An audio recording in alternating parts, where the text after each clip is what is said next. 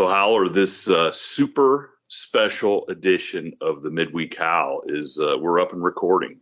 Are you? I know you're excited. We've been talking about this for a couple weeks. Most famous person we've ever had. Probably, yeah. Probably. I mean, I think he's the most famous. I don't know. Depends on what consumers think, but yeah, I think he's the most famous person. You mean certainly the most successful, level-headed person? Okay. I was gonna say because Weird Al's biographer he's a pretty famous guy.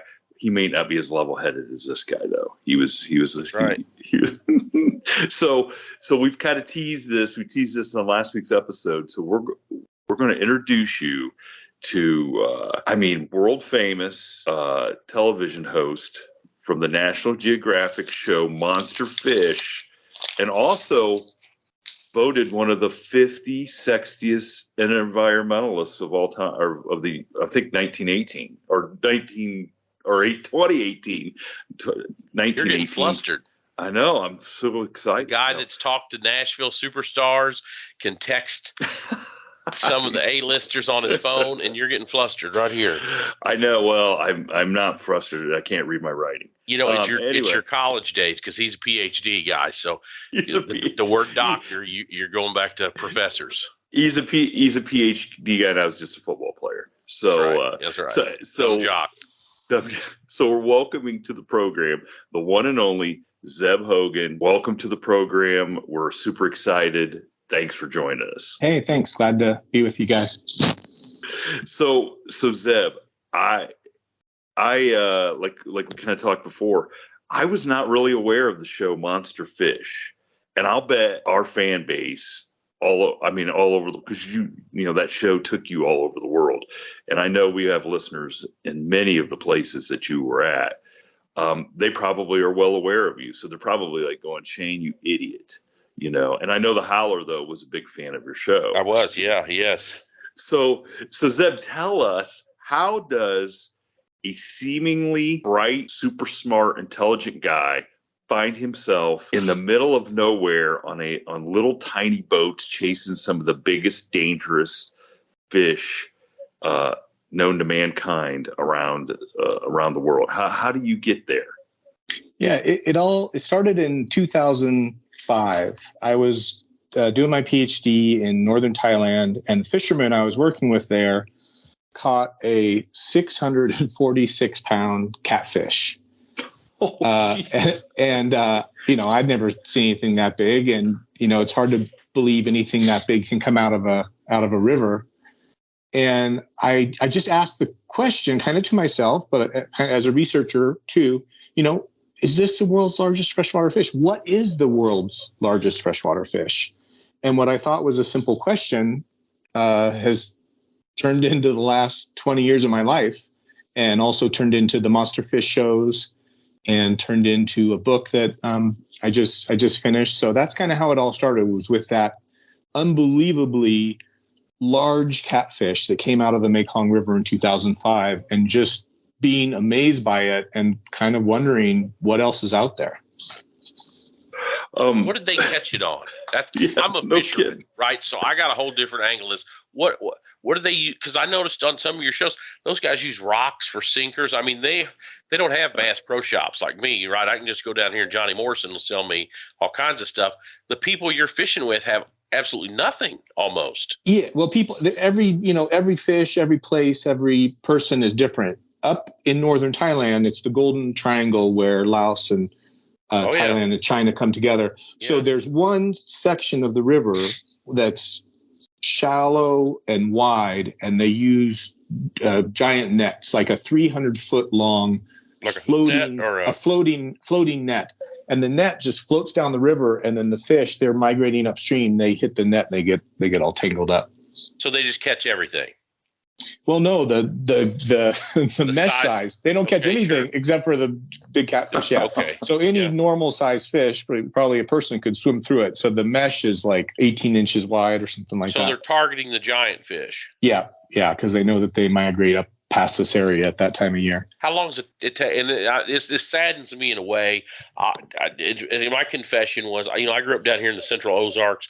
I spent a majority of my professional life in Minneapolis. I moved back and I wanted to go snagging. When I was a kid, snagging big spoonbill was a thing, and you would work all day in the 70s because they didn't have the electronics they have today. And then I was invited with a guy, and he said, well, we'll probably limit out in about an hour. And I said, how? And he said, well, we'll go out there and we'll find them on the graph, and you know right where to drop your line, you snag them. That, and then reading about the collapse of the cod industry in Newfoundland, I just quit catching big fish, I'll be honest with you. So it saddens me because how long does it take for a 646-pound fish to grow that big, like a catfish like that? Yeah, catfish in warm water, we're guessing, we don't really know, but 30 or 40 years. I mean, but you could get sturgeon or, the spoonbill, this paddlefish that you're talking about, big sturgeon could be over 100. Big alligator gar could be over 100 years old. So you're right. These fish, you take a big fish like that out of the river and it takes a long time for something like that to come back. Yeah. You talk about the sturgeon and here in Lake Erie, where I live near, that's what happened. Like the sturgeon were almost completely fished out in the late 1800s, and they totally had to ban. I mean, you can't even you catch one, you better get it off your hook as soon as you can. Now, I mean, you're not even allowed to hardly look at one in Lake Erie. Yeah. I mean, populations in the Great Lakes of those lake sturgeon dropped 99% or something. There's two places, as far as I know, there are two places where you can still catch them, good chance of catching them, and it's all managed well and everything. And that's Lake Winnebago in Wisconsin. And then the St. Clair River. It's not my part of the wood, not my neighborhood, but it's the river that connects to the Great Lakes. Anyway, there's a good, healthy fishery there, and you can catch them there as well.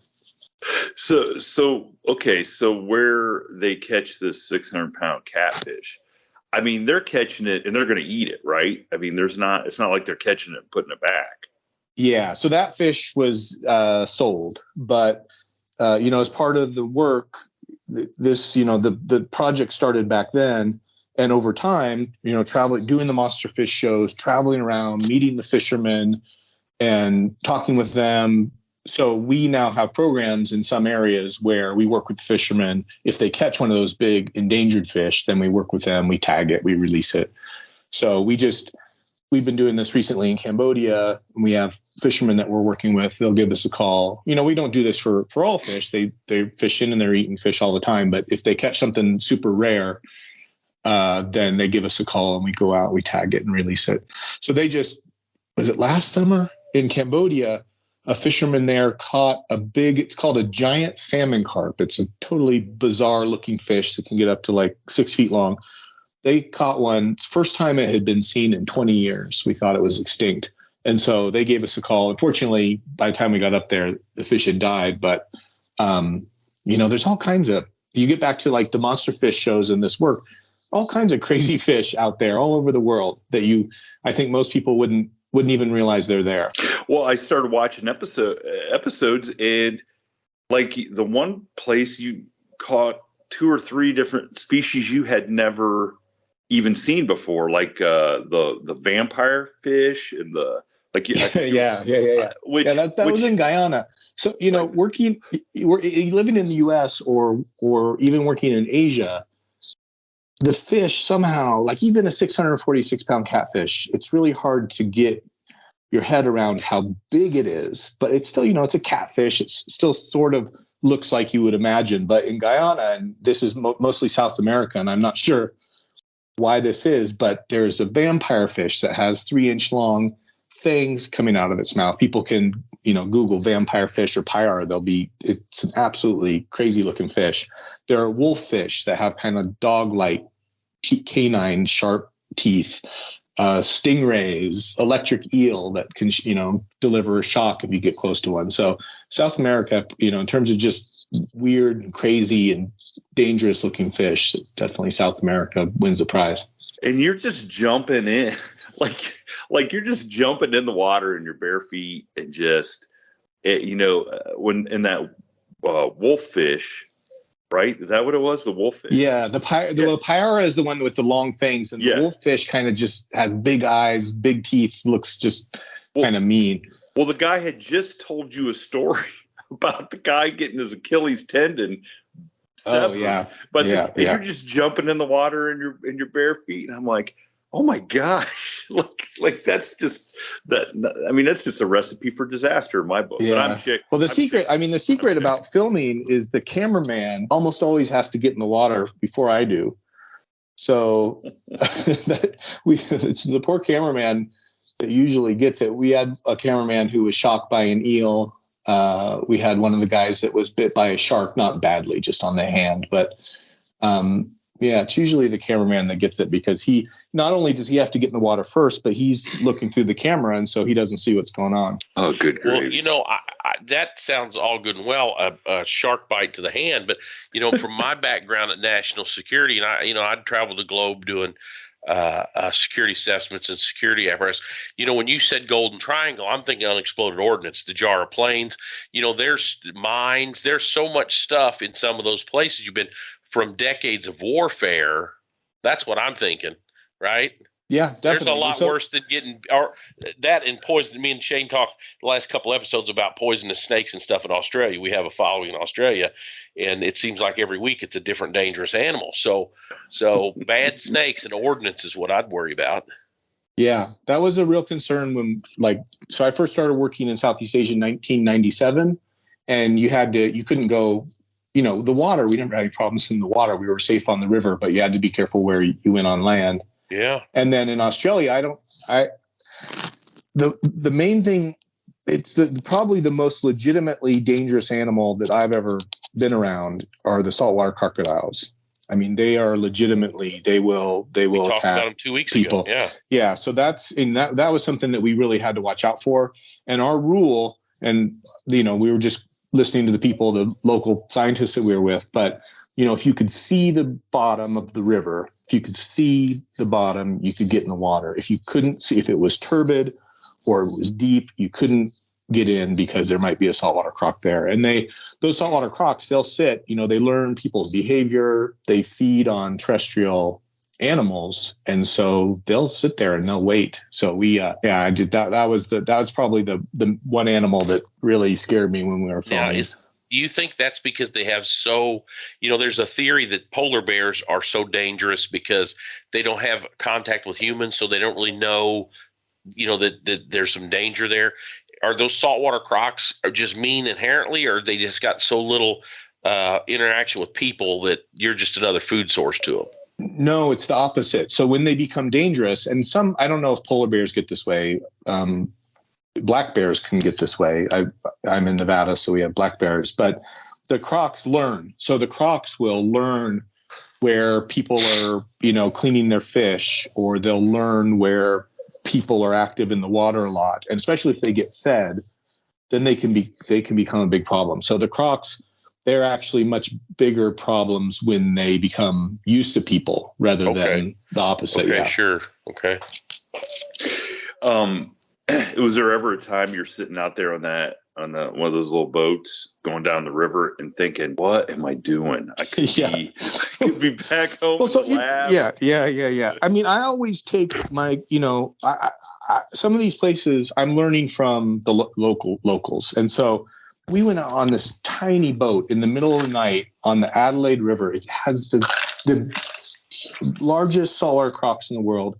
And this boat, probably 10 feet long, and we were about an inch above the water. And I was with an Australian biologist, and he didn't seem worried. So I just thought, okay, well, if he's not worried, he knows something I don't. I'm not going to be worried.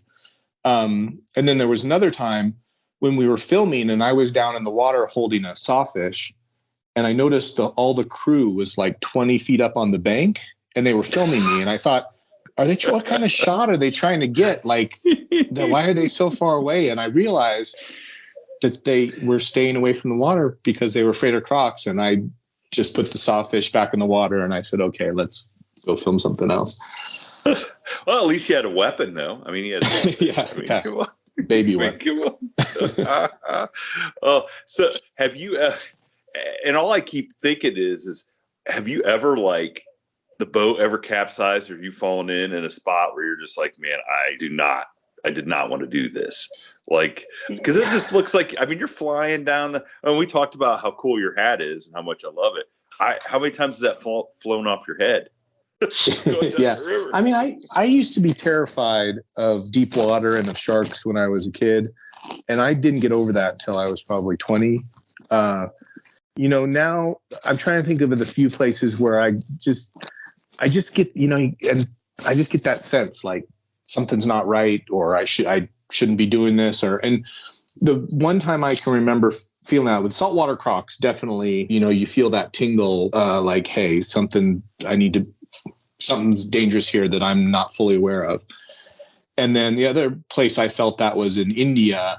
We were doing a show on goonch catfish, which have a reputation, which is, unclear whether or not they deserve this reputation, but for eating people.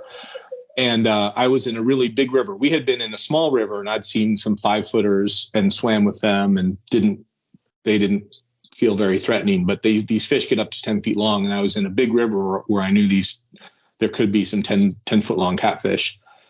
And that I got that sense again. I thought, okay, I'll get out of the water. I'm not sure what's down there. No, wait a second. A 10-foot long catfish? Yeah. And they have big teeth too. And they're aggressive. Like if you watch them hunt or feed, they'll attack. And so I'd never seen one do that, but I'd never seen a really big one either. So I got a little nervous. With all of these fish, and probably all animals, after you're around them for a while, you can sort of get a sense for their behavior and how they react to people and how dangerous they are. But those first couple times, or if I'm not sure what's around me or what's down there, yeah, I can get pretty nervous. I mean, I totally get that. We have a farm, and some people, we got horses, steer. Steers are 1,600 pounds, 1,800 pounds, and some people are scared to death of them. And when you're around them, you get used to them. You know how to handle them and pick up signs. But I'm also, though, not trying to do something with the steer horse in 5 foot of water, too. That's, to me, the added adventure to it. Yeah, well, and just most of these fish, the way you'll get hurt is when you're catching them. So like that 1,500-pound steer or whatever, if you're sitting in the field and you're not bothering it, it's probably not going to bother you. But these fish, when you catch them, they'll headbutt you, they'll try to bite you, they'll roll. So that's when people get hurt. And most of the videos you see, it's people pulling a shark out by the tail on the beach, and it turns around and bites their arm. Now the shark thing, okay. The whole deal with the bull sharks swimming up the river. I watched that episode, and I couldn't believe it. Like the lady fishing off her back deck or whatever in South Carolina. And yeah, I mean, I don't want to scare you, but we've been out shark fishing enough. I mean, I can't tell you how many times, or at least 10, that we've caught, a 10-foot shark, and we look up from where we're catching the shark, and it's a crowded beach. So, I mean, almost anywhere people are swimming, there are big sharks, and they're not 99 times out of 100, they're not bothering anyone, but they're there. And shark biologists, some people have experience going to the beach and being on the beach and playing in the water. Well, shark biologists, they're off the beach catching the sharks, and there are places like Florida, Australia. Where are some of the other places? I mean, South Africa. Yeah, there are a lot of sharks, and most of the time they leave people alone, but every once in a while they. I watched take a bite. The other day I didn't realize killer whales really were killer whales as much as they are. I watched them kill sharks. Apparently kill sharks. Yeah. I watched a thing the other day that what they were killing. Is that just because they're just a fish? I mean, well, they're predators. I mean, they're intelligent. They're intelligent predators, and for whatever reason, I'm not a killer whale expert, but for whatever reason, there aren't many, if any, documented attacks on humans. But they feed on whales, they feed on sharks, they feed on marine mammals, and they're predators, and they're smart. They hunt in packs. So yeah, they were hunting those sharks and just eating the liver out of it and that's what it said. Flipping the rest of the carcass. Yeah, I mean they're smart. They're smart animals, and they meat eaters. Smart predators. Well, but the bull shark swimming up the river, that is what really gets me. And it was kind of cool to see, you guys catch the smaller ones and kind of explain that. But what would it take? What's it take for a great big, 9 or 10 foot bull shark to say, I'm going to keep going up the river? Yeah, that's a good question. I mean, I think, it's mainly the smaller ones. I was in Australia, probably 50 miles from the ocean. I don't know if you've ever been to Sedona, Arizona, but that's what it looked like. It was red cliffs and nice, small, clear water stream. And we were in Australia, like 100 degrees, boiling hot. And the only thing I could think about, we've been driving all day. We finally get to this stream. And the first thing, I'm from Arizona, so I thought, I'm going to go jump in the water, just cool off and relax for 5 minutes. And you guys like Australia stories, don't you? Oh yeah. I ran over to the stream, and there was a little swimming hole, and I was about to jump in, and there were 5 or 6 bull sharks just circling in this pool, 50 miles from the ocean. And I thought, this is in Arizona. This is the different rules here. So those pools in Australia, they have saltwater crocs, bull sharks, freshwater stingray, freshwater sawfish. So there's all kinds of, So it's like not you said, Australia. It's true freshwater. It's freshwater, yeah. And they can just go from one to the other. Yeah, yeah. It's typically the smaller ones, but every once in a while you get a big one. The larger the river, the more likely you get larger fish. A lot of in this smaller stream where we were in Australia, once the sawfish and bull sharks get to about 6 feet long, they move out because they don't have enough space. And also they reproduce in coastal areas. So once they get big enough to reproduce, they'll move out. But physiologically, they can handle it. Yeah, that's what I was going to say. Their gills will work in fresh water, just like saltwater.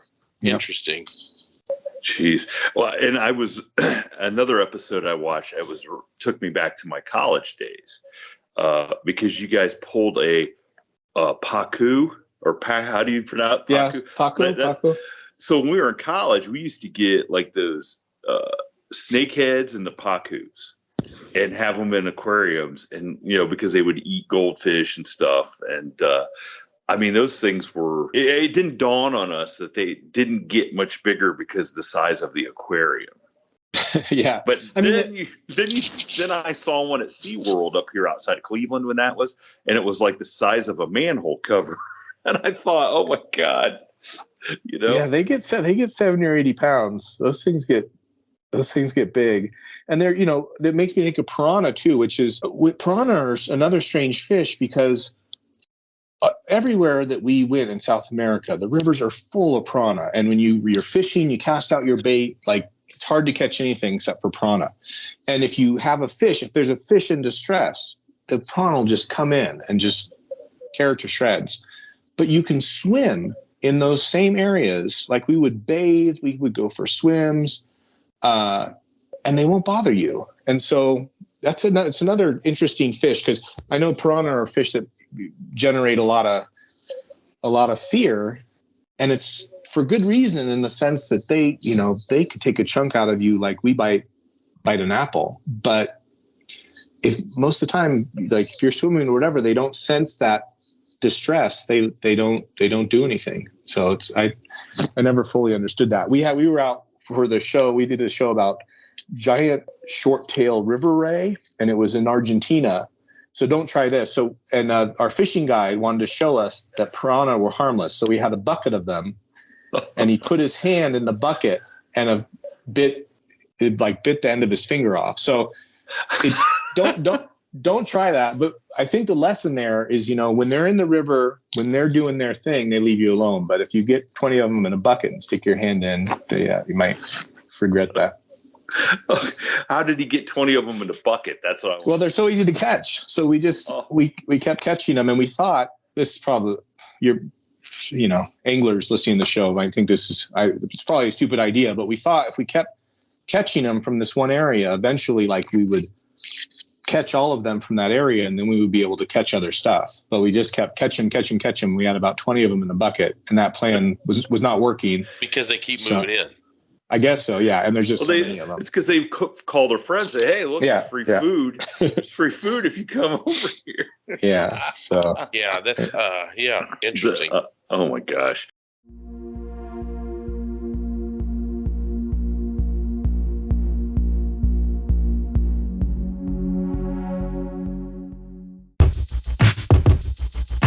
The Venture X card from Capital One gives you premium travel benefits, perfect for seeing Taylor Swift The Eras Tour.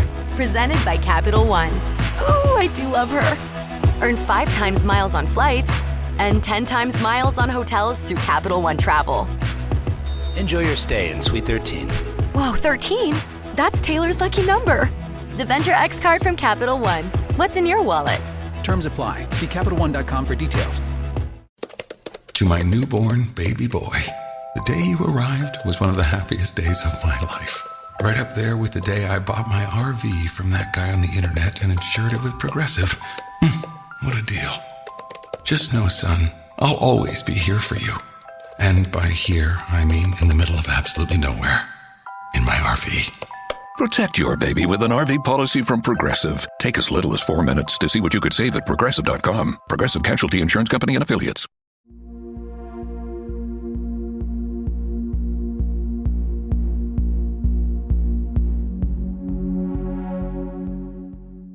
So we kind of alluded to the fact that, you're out here in some of these super remote areas and some where we do get reports of other, paranormal type stuff. What are some of the cool legends or stories that you've heard out there that may, and I don't know, maybe you have a different perspective because you're out there and you're seeing a 646 pound catfish. He really wants to know how come you haven't went and tried to catch the Loch Ness monster. I was getting to that. So there are almost every river, every lake, big river lake has a story associated with it. And one of the interesting stories that I came across that I was actually able to kind of investigate and kind of figure out what was going on was when I first started traveling in Thailand. Thailand has the story of a naga, which is like a serpent, has like a dragon head with a long serpent body, and it's thought to live in the Mekong River and breathe fireballs. And there's a fireball festival every year where you can go. I've never been there, but it's every year you can go and watch these fireballs come out of the river. And I don't understand what it is, and I've never been, so I can't tell you that much more about it. But there was a photo I went to restaurants and barber shops and stuff in Thailand. There was a photo in all around Thailand, and it was this photo of this serpent-like fish with all of the U.S. military holding this, it was at least 20 feet long, big fish. And the label on the photo said Naga, Queen of the Mekong with American military, Laos, 1973. And everyone that I would talk to thought, this is the largest, because I was looking for the biggest fish in the Mekong. Everyone was saying, this is the biggest fish. Look at this photo. And so I did a little bit of digging around, and it turns out that photo was taken on the beach in San Diego in 1991. And someone took the photo and made it black and white and reprinted it and put it and sold it all throughout Thailand. And what kind of fish was it? It's an oarfish. So it's a real fish. The best stories, and a lot of these stories, the best stories, they're based on reality. So this is a real fish. It's the longest bony fish in the world. It's a marine fish. And it washed up on the beach, and these guys at whatever bases down there. I get there are a lot of bases down in San Diego. But so 29 pounds, San Diego. So the bunch of guys were out on the beach, and picked up the fish and took a photo, and it ended up starting a whole story somewhere else in the world. Isn't it interesting? Usually we're importing something from Thailand that it's kind of shady. Now it's something from America. It goes both ways. So and then you bring up Loch Ness, So we did a show on the largest fish in Europe, which is the Wels catfish. And it can get up to about 10 feet long, serpent-like body, big head, swims like a snake. And I've never been up to Loch Ness, but we did this show on Wels catfish, and I've seen really big ones. And man, it looks like a big serpent. And when it swims a certain way, a couple, parts of its body come out of the water, like some of those photos you see of the Loch Ness monster. And the guy, I don't know if you've ever talked to this guy, but apparently there was one guy who divorced his wife and sold his house and went and lived on the banks of Loch Ness looking for the Loch Ness monster for like 20 years. And a few years ago, he gave up. And he said he decided it was a Wels catfish. So that I saw that story in the paper. So he probably just wanted an excuse to get away and just go fishing the rest of his life. Exactly. Well, for 20 years, and then he decided he wanted to do something else.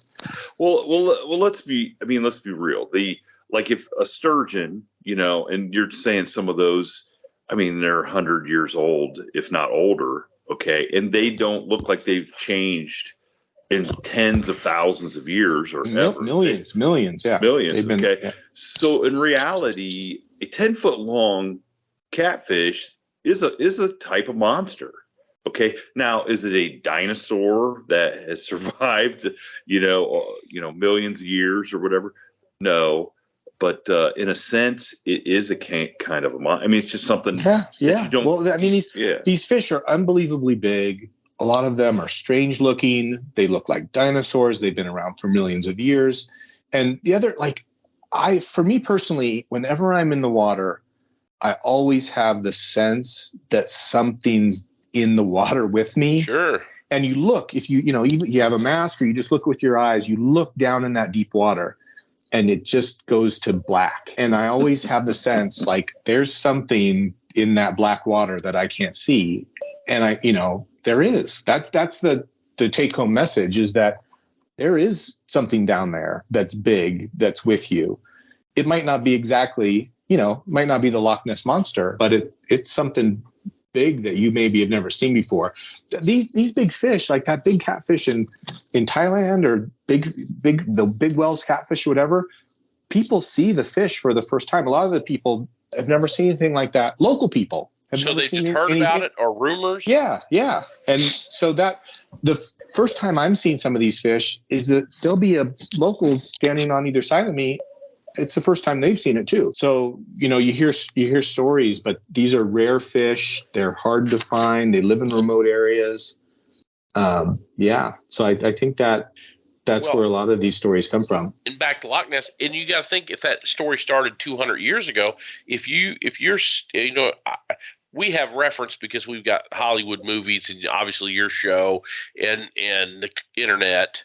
But 100 years ago, if you saw a 10-foot catfish, I bet you it freaked you out because you had no exactly right or two. Yeah, it still freaks people out. It still freaks me out. So we have the ability to kind of get more information. We can go down there. We have scuba gear, and we have underwater cameras, and we have more equipment than they did 200 years ago. So we can figure out more what's going on. But there's still a whole world down there that's unknown. You made me think of one story, which is there are these 2,000-year-old cave paintings in Thailand, and the cave paintings are of people and then giant catfish. So that's what's on these walls, are giant catfish and people.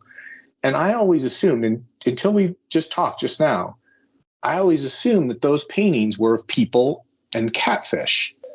But maybe those paintings were of a story, like of a spirit, or like a god or a monster. I assumed that those paintings were of something real, but maybe it was a story. Well, they probably were real to them, right? Yeah, well, they were real. They were real. Or you're saying it's a story they heard that they were trying to. Yeah. Or it had some mythical significance. You see big giant fish carved on the walls of Angkor Wat temples in Cambodia. And the scientist in me, when I see that, I think, that's a giant carp or whatever. I think it's a real fish, but maybe maybe to them it represented something else. Well, so So since we're in the United States, where at in the United States, since I haven't seen all the shows, is there what you would call, is there any place that would rival like Thailand and Cambodia and those places with the really giant fish, or is that just... Yes. So the biggest fish that you can see in the US, which I wasn't a huge focus of mine because it moves between fresh and salt water, and I mainly was focused on freshwater fish, although we did do some sharks and stuff, but white sturgeon. So white sturgeon can get 15 feet long. They live in the Columbia River and the Fraser River in the Pacific Northwest, and they're all the way down into California. But they get absolutely massive, and they're a cool looking fish, a dinosaur with big scutes, which are kind of like scales. So that's definitely, those fish get huge, and they're incredible. Live forever. I mean, I can't 100 years. I can't even wrap my head around. Yeah, and they're cool, and you can fish for. They're fairly. I mean, they're endangered in the upper watershed, but down low in the Columbia, they're fairly common. You can fish for them, and you could actually go out. It's better to do catch and release, but you can go out and catch and release a 10-foot fish like pretty. I don't want to say easily, but if you spend a week doing it, you could do it.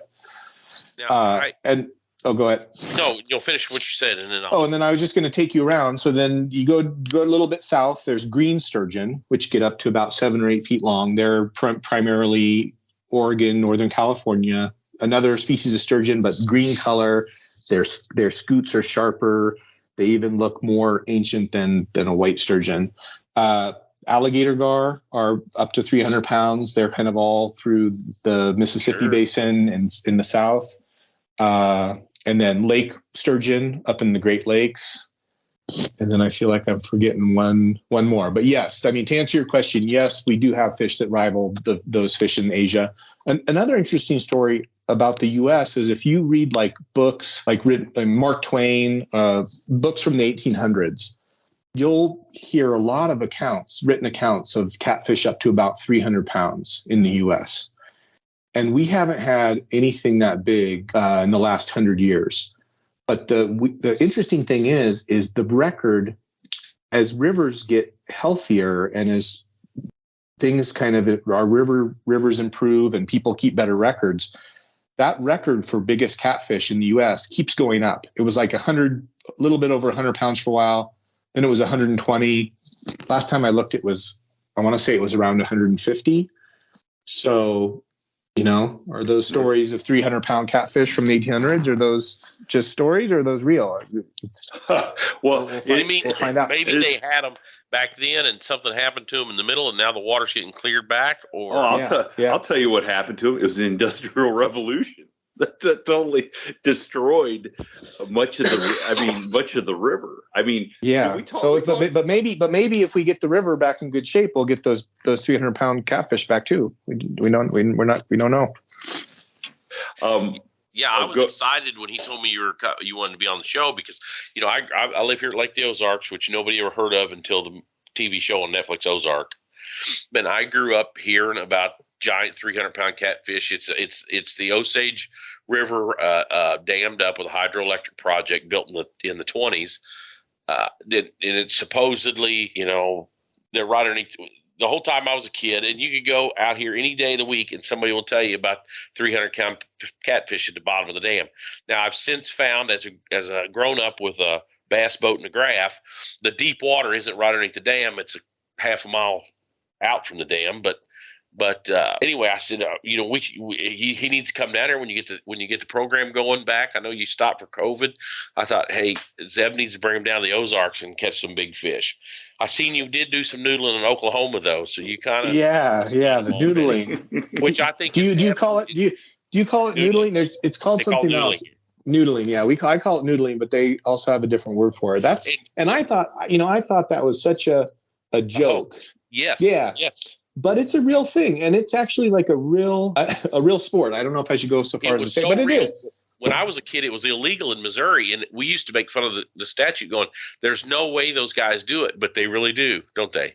Yeah, and it works, and like go out, a lot of times it'll be a team, and you go down, you actually can hear the fish. When you get close, they kind of grunt at you, And you feel around, and it's a real thing. It looks so funny. Yeah.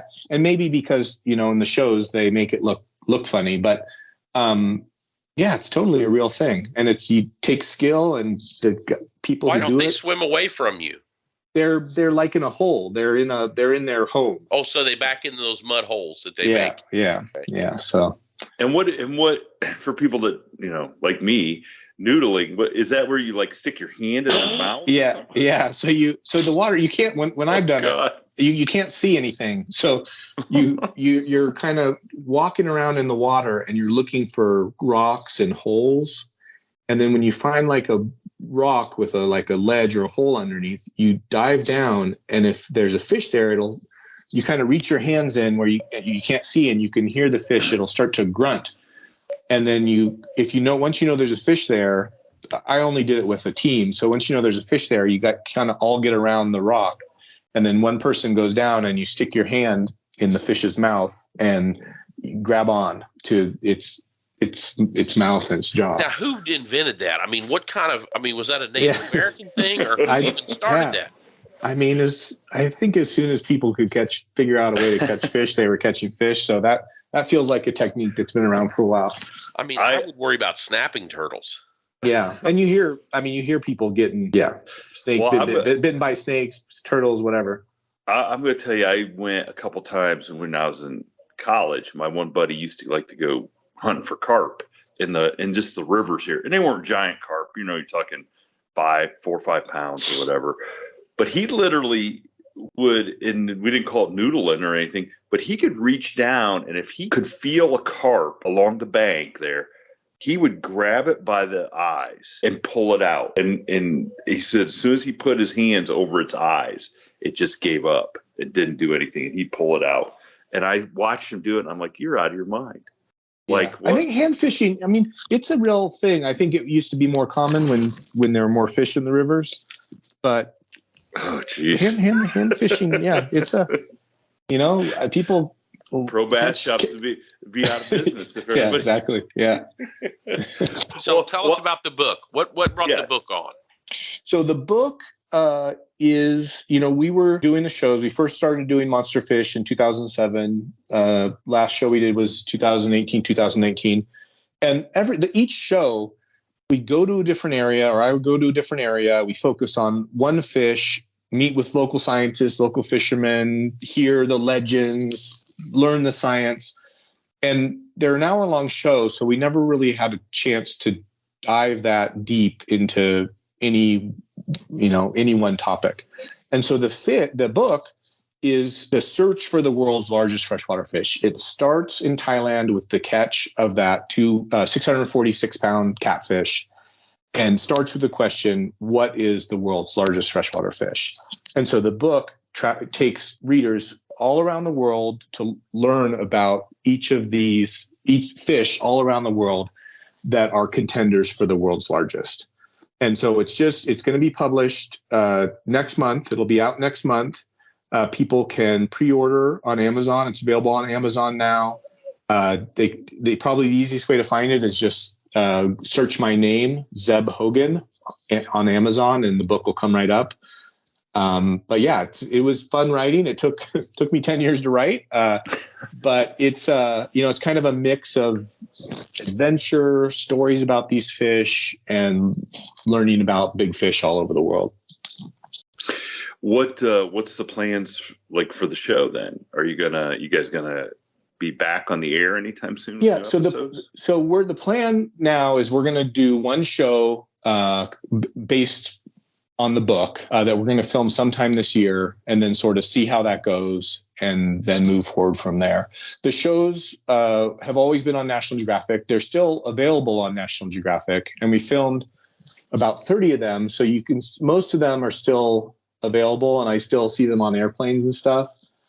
So we're going to film one more show, kind of see how it does, if people are still interested in learning about these fish and watching the shows. And then if it does well, we'll probably do more. Now, has anybody been watching your show on the airplane and you've been sitting beside them and them not realize that? Yes, that happens all the time. Well, because the show, you said you were just filming, so maybe you can appreciate this, but I always wear the same clothes because we're in and out of the water. They cut the show, they edit the shows. What we filmed the first day might end up at the back of the show or whatever. And so I always have to wear the same outfit. So I always wear like a brown shirt. I was going to ask because I'm like, man, he's got the same outfit on 4 days. So I have like 10 hats, 10 shirts.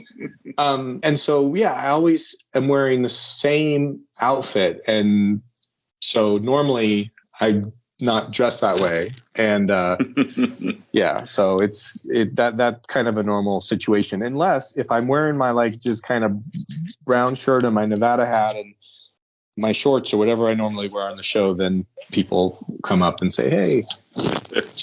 Well, I would strongly, or if anybody listening had no idea who you were or this show before we started this interview, go to National Geographic, download the app for your smart TV, whatever.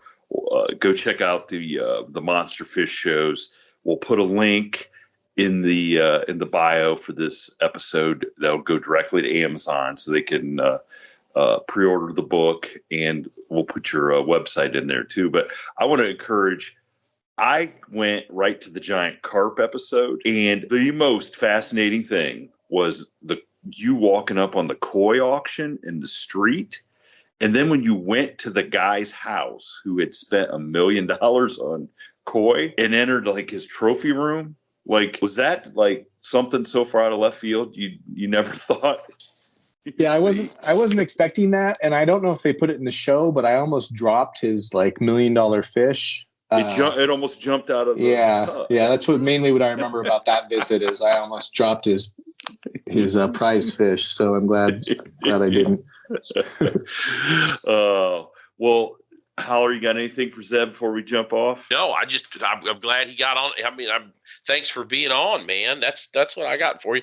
I want everybody to go out and buy his book and catch his pilot when it comes back out this season. So maybe we can get him going again.